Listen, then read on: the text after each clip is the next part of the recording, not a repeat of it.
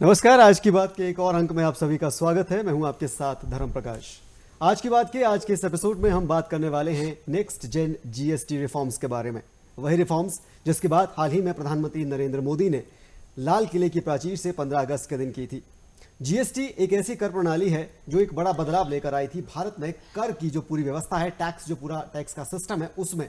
और केंद्र सरकार की इस पहल के बाद देश की अर्थव्यवस्था को दुनिया की सबसे बड़ी अर्थव्यवस्था बनाने की दिशा में एक महत्वपूर्ण प्रयास शुरू किया गया था।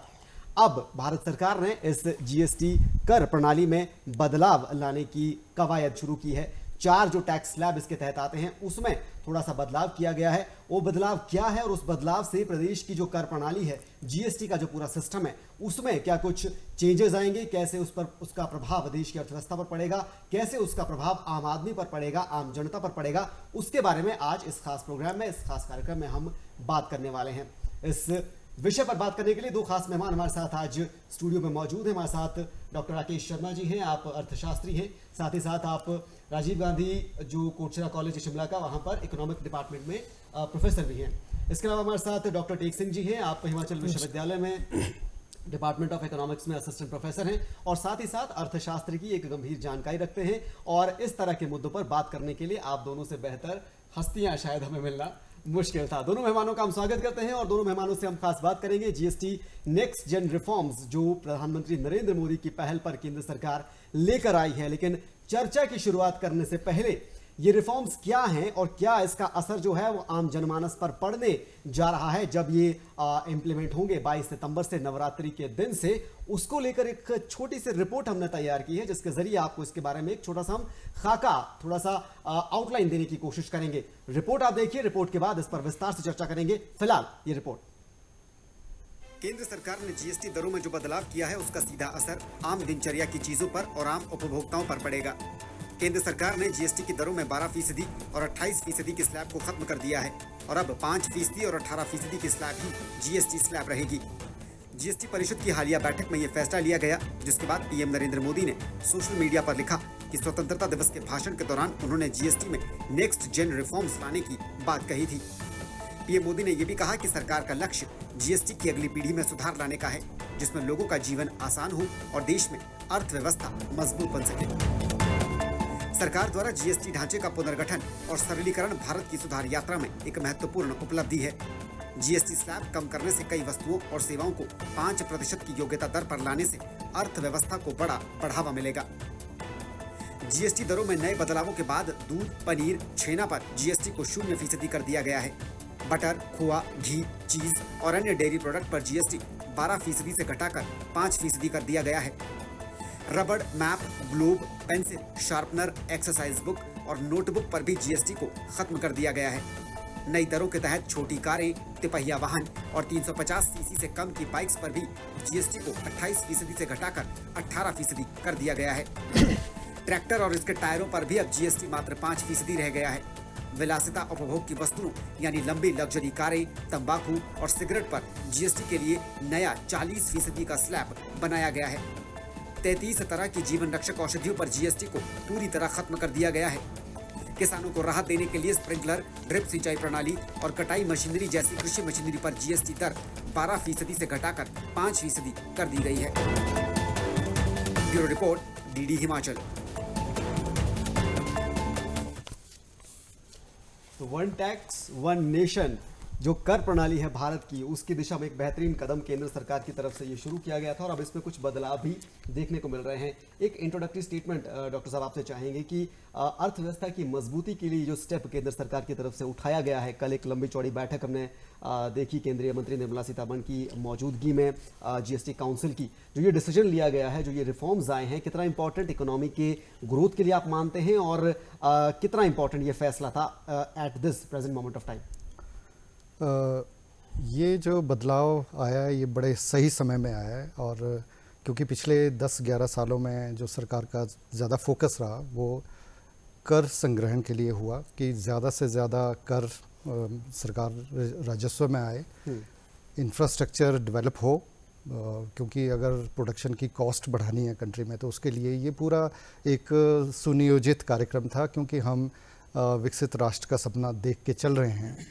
और ये भी अभी देखने में आया था कि हमारा जो मध्यम वर्ग है और थोड़ा सा जो कम आय का वर्ग है वो महसूस कर रहा था ये एक बातें जो बड़ी बातें हैं विकसित राष्ट्र की बनने की बातें हैं, उसके अलावा उसके लिए थोड़ा सा वो महसूस कर रहा था तंग। तो ये बदलाव जो है उसको तो एकदम खुश करने वाला बदलाव है, क्योंकि उसकी रोज़मर्रा की जो वस्तुएं हैं वो काफ़ी सस्ती हुई हैं, जो टैक्स स्लैब चेंज हुए हैं, और उसका बजट बचेगा और बजट बचेगा, अर्थव्यवस्था को गति मिलेगी, क्योंकि हमारा इंडस्ट्री है और पूरा अब मार्केट है, आपकी स्टॉक मार्केट है, जो सेंटीमेंट है पूरा, वो इकोनॉमिक एक्टिविटी जो है कंट्री में वो तेज़ होगी। इससे अच्छी मतलब एक अच्छी वाइब्रेशन है इकोनॉमी।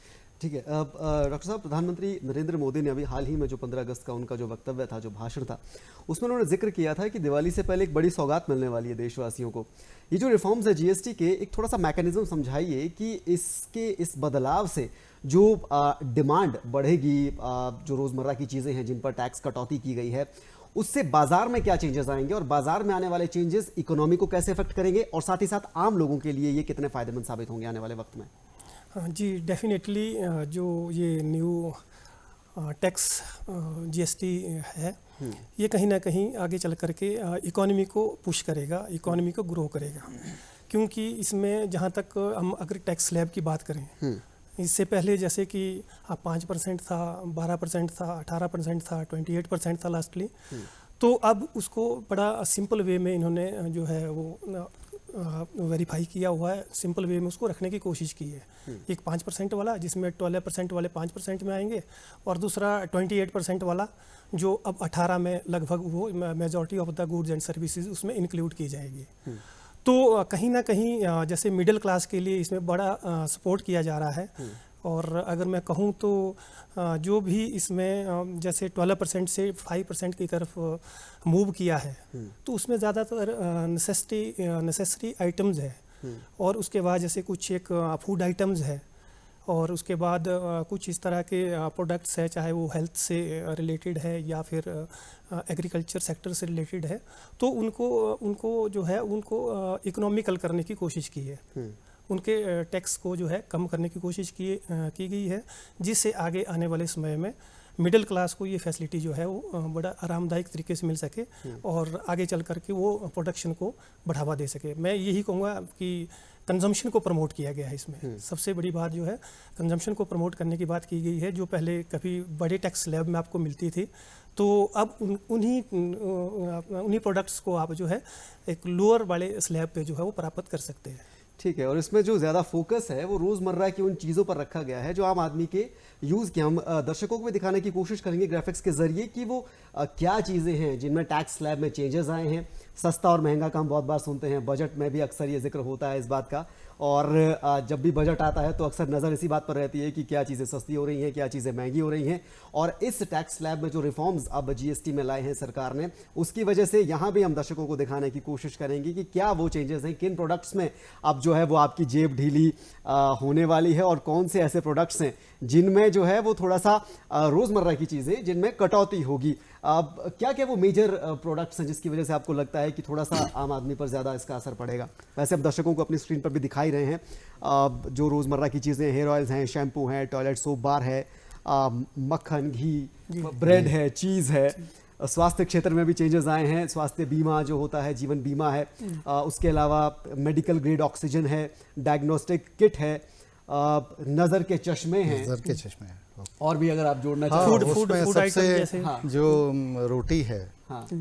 जो कहते हैं कि भी रोटी पे टैक्स, खासतौर पर ढाबों में तो नहीं लगता है, जहाँ रेस्टोरेंट्स वगैरह में हम जाते हैं। पराठे का भी जिक्र हमने किया था, उस पे बिल्कुल टैक्स से बाहर आ गया, टैक्स निकल गया है वहाँ से। और बटर पे, ये पनीर पे, छेना पे, ये सारी आइटम्स हैं, इससे खुश होने वाली बात है। ये जो रोज़मर्रा के हमारे साबुन, शैम्पू, जो बाथरूम में है हमारा शेविंग क्रीम, ये सारे टूथ ब्रशेस, ये सब से निकल गए हैं टैक्स से, और ये बहुत बड़ी राहत देने वाली है। और एक बड़ा राहत का मुझे जो इसमें दिख रहा है वो हेल्थ इंश्योरेंस का दिखा है, क्योंकि जो हेल्थ का जो 5 लाख तक का जो प्रोविज़न था वो आम आदमी को तो पहले ही दे चुके थे अपनी जो केंद्रीय योजना है। परंतु मिडिल क्लास जो एक ऐसा तबका था उसको ये बहुत महंगी पड़ रही थी इंश्योरेंस इसकी वजह से। तो मुझे लग रहा है कि इसमें काफ़ी प्रीमियम बचेगा, लोग उत्साह प्रकट करेंगे कि वो इंश्योरेंस की तरफ जाएं। तो काफ़ी अच्छा है, बहुत सोच समझ के ये चीज़ें रखी गई हैं, राहत के लिए भी है और इकॉनमी को पुश देने के लिए भी। इकोनॉमी को पुश देने की आपने बात करी। साल 2024-25 का अगर हम डेटा देखें, ओवरऑल जीएसटी कलेक्शन जो रहा है करीब करीब 22 लाख करोड़ के आसपास का रहा है, इससे भी थोड़ा सा ऊपर ये आंकड़ा है। अब इकोनॉमिकल ग्रोथ के दिशा में अगर हम बात करें तो ये जो आंकड़ा है वो क्या संकेत देता है और कितना ज़्यादा इम्पॉर्टेंट है जीएसटी जो कलेक्शन रहता है किसी भी देश की, खासकर इंडिया की अगर बात करें हम, तो कितना इंपॉर्टेंट है इकोनॉमिकल ग्रोथ के लिए ये जीएसटी का जो आंकड़ा है, और आने वाले वक्त में आपको लगता है कि थोड़ा सा इसमें और बदलाव देखने को मिल सकते हैं? जी सर, डेफिनेटली जैसे कि हम देख रहे हैं, अगर हम जैसे जीएसटी जब फर्स्ट टाइम इंट्रोड्यूस हुआ था 2017 में, अगर उसके बाद हम 2020-21 से जीएसटी कलेक्शन की बात करें और उसको अगर 2024 टू 25 में अगर कंपेयर करें तो डबल टाइम इजाफा जो है इसमें हुआ है इनकम को लेकर के। तो और रेवेन्यू जनरेशन तो जीएसटी के माध्यम से बहुत अधिक हुआ है, परंतु फिर भी जैसे कि गवर्नमेंट्स को लग रहा है था कि मिडिल क्लास को किस तरह से प्रमोट करना है, कुछ इस तरह की आइटम्स जो रहती थी जो मिडिल क्लास उसको यूज़ नहीं कर पा रही थी, तो उस पर ज़्यादा फोकस करके मैं ये कहूँगा कि शॉर्ट वे में उनको थोड़ा सा अभी नुकसान इसका उठाना पड़ सकता है इन शॉर्ट टर्म।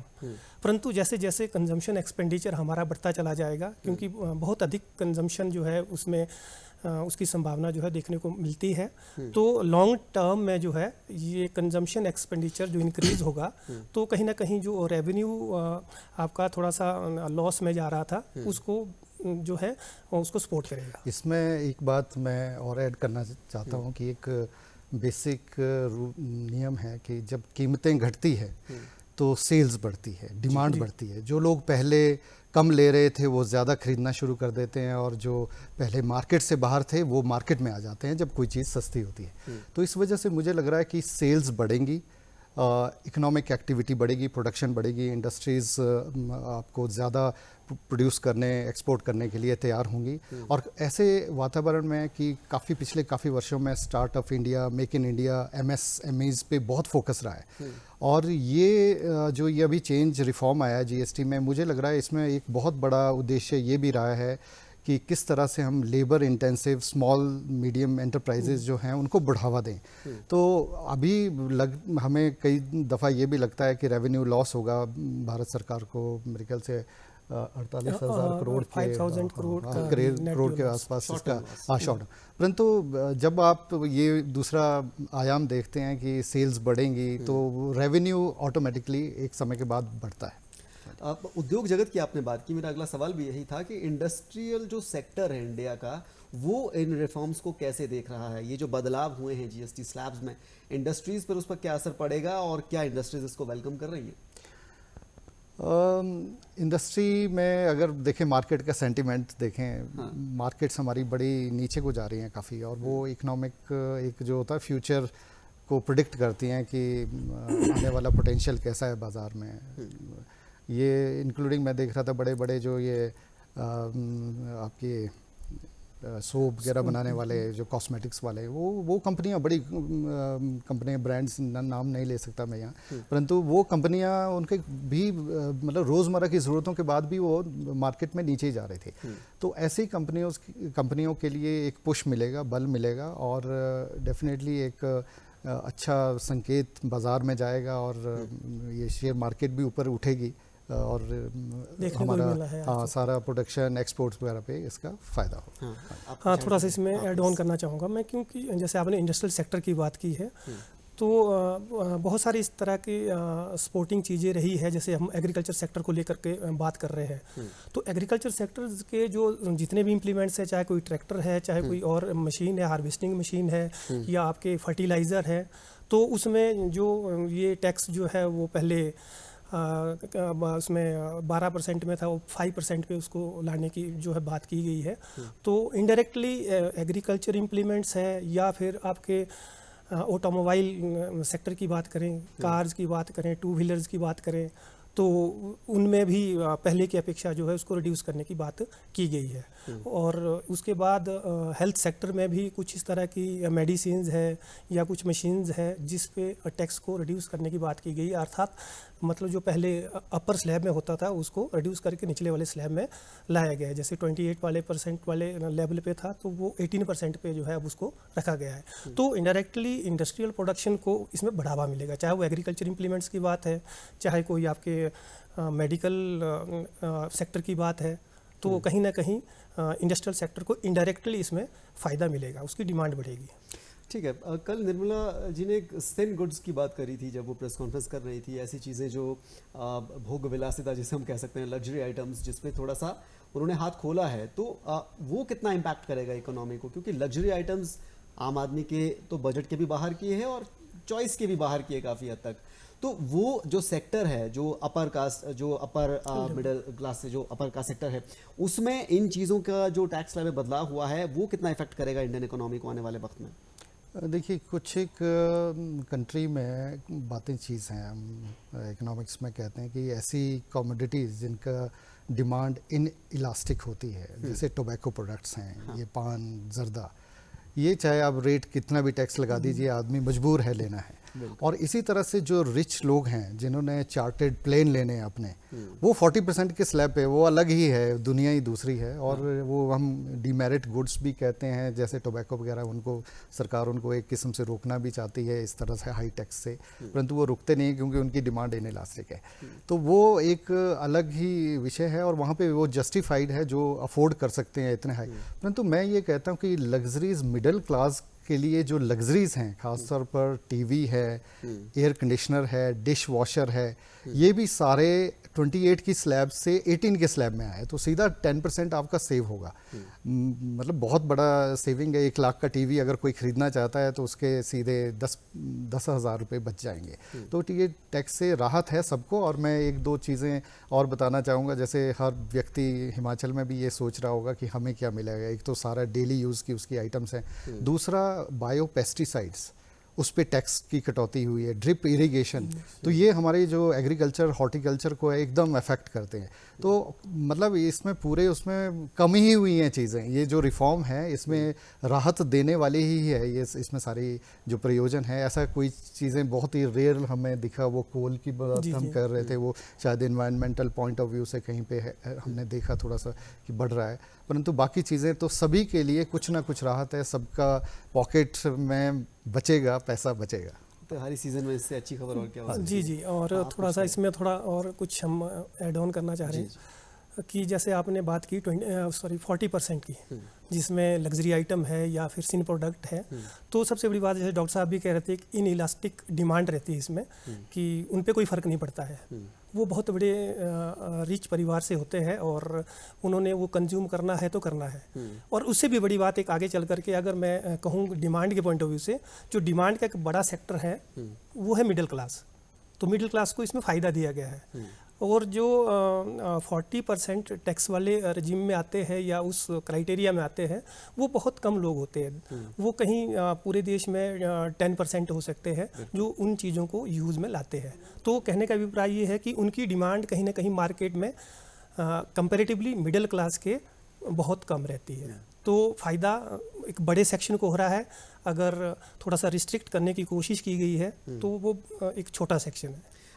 हिमाचल, क्योंकि यहाँ पे सेब बागवानी और एग्रीकल्चर की सर ने बात करी, हिमाचल के बागवानों के लिए और हिमाचल का जितना भी जो एग्रीकल्चर वाली बेल्ट है, चाहे हॉर्टिकल्चर वाली बेल्ट है, वो उन्हें किस तरह से इन रिफॉर्म्स को देखना चाहिए? क्योंकि मैसेज भले ही ये जा रहा हो कि आम आदमी के लिए है, क्योंकि सुर्खियों में तो वही साबुन, तेल, शैम्पू और वो सब चीज़ें, टीवी, और ये कृषि पे अगर हम फोकस करके देखें, उनके लिए कितना अच्छा ये फैसला साबित हुआ है, हो सकता है? एग्रीकल्चर सेक्टर के पॉइंट ऑफ व्यू से तो मैं कहूँगा 100% पॉजिटिव है। हाँ। क्योंकि उसमें एग्रीकल्चर प्रोडक्ट की मैंने इम्प्लीमेंट्स की मैंने बात की इससे पहले। हाँ। कोई आप ट्रैक्टर लेना चाह रहे हैं, कोई मशीन लेना चाह रहे हैं, कोई हार्वेस्टिंग मशीन लेना चाह रहे हैं, कोई आप फर्टिलाइज़र का यूज़ करना चाह रहे हैं, नो डाउट कि ये चीज़ें सारी कहीं ना कहीं सेकेंडरी सेक्टर में आती है। परंतु फिर भी इस स्लैब को जो है वो 12% से कम करके 5% में रखा गया है एग्रीकल्चर सेक्टर को बूस्ट अप करने के लिए। तो इसका इम्पैक्ट आने वाले समय में बहुत पॉजिटिवली रहेगा, क्योंकि ये सारी चीज़ें मेरे ख्याल से सस्ती होने वाली है। ठीक है सर, थोड़ा सा आप जोड़ना चाहें क्या आने वाले वक्त में आप और भी ज़्यादा, क्योंकि जो टैक्स कलेक्शन है जीएसटी का इंडिया में वो काफ़ी रिकॉर्ड मार्जिन में रहता है, आपको लगता है कि आने वाले वक्त में सरकार जो है वो आम लोगों को और ज़्यादा राहत देने की सोच सकती है? क्योंकि अगर हम बजट सेशन की बात करें, हाल ही में टैक्स जो इनकम टैक्स स्लैब रहता है उसमें भी काफ़ी चेंजेस गवर्नमेंट ने किए हैं। 12 लाख तक का जो एनुअल इनकम आपका है, 12,75,000 तक का, उसको टैक्स फ्री किया है, और किसी दौर में 2.5 लाख की इनकम पे भी आपको टैक्स देना पड़ता था। तो ये जो छूट वहाँ दी गई है, आपको लगता है कि आने वाले वक्त में जीएसटी में इस तरह से भी और ज़्यादा राहत देने की केंद्र सरकार पहल कर सकती है? एक अनुमान के तौर पे कोई फैक्ट बेस नहीं है, क्योंकि मुझे ये लगता है कि अभी तक का जो मैं पिछला ऑब्जर्व कर रहा हूँ केंद्र सरकार का, कि उसमें पॉपुलिस्ट मेजर्स की तरफ वो नहीं है। चाहे अदरवाइज इलेक्शन से पहले ही हम चीज़ें ये देखा करते थे। अब इकोनॉमी को सेंटर पे रख के और इकोनॉमिक डेवलपमेंट को, जिसमें सबका सर्वांगीण विकास हो, हर तबके का हो, और ये इकोनॉमिकली जो लोअर सेक्शन है उसके लिए तो बहुत सारी चीज़ें आई हैं पिछले कुछ सालों से। और इकोनॉमी बढ़ेगी, रेवेन्यू बढ़ेगा, आपकी जीडीपी बढ़ेगी, तब आप ये रियायतें देने लायक हो जाते हैं। और जीएसटी के अभी रिफॉर्म्स के समय भी यही हुआ है। तो आने वाले समय में मुझे लग रहा है जिस तरह से हम मजबूती की तरफ जाएंगे, आशा है कि कुछ ना कुछ राहत बीच बीच में देखने को मिलेगी। बिल्कुल, और जिस तरह से विकसित भारत का लक्ष्य लेकर हम चल रहे हैं, जाहिर तौर पर देश जो है वो आगे जब तभी बढ़ता है जब आम आदमी भी उसमें सहभागी बनता है। हाँ, क्लोजिंग कमेंट आपकी तरफ से। हाँ, जो आपका लास्ट क्वेश्चन था, ये अपने आप में कहीं ना कहीं बड़ा अभी तक अनएक्सपेक्टेड कह सकता हूँ मैं, क्योंकि जहाँ तक मुझे लगता है ये जीएसटी जो न्यू जीएसटी रजीम मिला है या स्ट्रक्चर देखने को आ रहा है, तो मुझे लग रहा है कि ये बहुत ज़्यादा अपनी तरफ से गवर्नमेंट ने इसको लिबरलाइज करने की कोशिश की है। अर्थात मतलब अधिक लोगों तक पहुंच करने की कोशिश की है, अधिक लोगों को फ़ायदा देने की इसमें बात की गई है। अगर इसके बावजूद भी अगर लोग ये एक्सपेक्ट करने की कोशिश करेंगे कि इसके बाद और कुछ हो सकता है, तो मुझे लगता है कि फ़िलहाल नियर फ्यूचर में तक ऐसी संभावना जो है वो नहीं हो सकती है। अगर मान लो गवर्नमेंट इस पर कुछ सोचती भी है, तो फिर आइटम्स को हमें क्लैरिफाई करने की बड़ी ज़रूरत रहती है कि हमें किसको लग्जरी आइटम में रखना है, किसको हमने डेली यूज़ के पॉइंट ऑफ व्यू से देखना है। तो ये थोड़ा सा उसको क्लैरिफिकेशन करना बड़ा ज़रूरी हो जाएगा। और वैसे बड़ा कॉम्प्रिहेंसिव प्लान होता है, बड़ा समय लगता है इसको इंट्रोड्यूस करने में, इसको जानने में, समझने में। तो मुझे लगता है कि नियर फ्यूचर में कोई ज़्यादा इसकी संभावना अभी तक नहीं हो सकती है। ठीक है, लेकिन अभी के लिए जो रिफॉर्म्स हम देख रहे हैं, जो टैक्स जीएसटी में जो रिफॉर्म्स केंद्र सरकार लेकर आई है, जाहिर तौर पर उससे तो आप एग्री करेंगे कि at this moment of time आम लोगों के लिए कहीं ना कहीं फ़ायदेमंद है, और एक बड़ा काइंड ऑफ सौगात देने की कोशिश, जैसा कि प्रधानमंत्री ने खुद भी कहा था, एक बड़ी सौगात त्योहारी सीजन में दिवाली से पहले देने की कोशिश सरकार की तरफ से की गई है। तो 2 स्लैब जो हैं वो अब जीएसटी में हैं, अब सिर्फ 5% का और 18% का, 12% और 28% के जो स्लैब्स थे उनको हटा दिया गया है, और एक 40% का एक्सेप्शनल स्लैब जो कुछ हद तक पहले भी था और कुछ हद तक आइटम्स उसमें और ज़्यादा जोड़ी गई हैं, जिन्हें सिन गुड्स का नाम दिया था निर्मला सीतारमण ने, उनको इसमें ऐड किया गया है। लेकिन ओवरऑल आम आदमी के लिए, जो मिडिल क्लास तबका है देश का, उसके लिए एक बड़ी सौगात केंद्र सरकार की तरफ से इन न्यू नेक्स्ट जेन जो जीएसटी रिफॉर्म्स हैं, प्रधानमंत्री मोदी के शब्दों में अगर मैं कहूं तो ये काफ़ी ज़्यादा महत्वपूर्ण, काफ़ी ज़्यादा इंपॉर्टेंट, काफ़ी ज़्यादा किफ़ायती साबित होने जा रहे हैं। आप दोनों मेहमान हमारे इस प्रोग्राम में आए, इस चर्चा का हिस्सा बने, तमाम जानकारी, तमाम अपने जो विचार है आपने साझा किए, बहुत बहुत शुक्रिया इस प्रोग्राम का हिस्सा बनने के लिए। तो उम्मीद है आपको भी जीएसटी के जो ये रिफॉर्म्स है इनके बारे में इस प्रोग्राम के जरिए काफ़ी कुछ जानने को मिला होगा, काफ़ी कुछ समझने को मिला होगा। आज की बात क्या, आज के इस कार्यक्रम में अभी के लिए फिलहाल इतना ही। देश दुनिया के तमाम अपडेट के लिए आप बने रहिए डीडी हिमाचल के साथ। नमस्कार।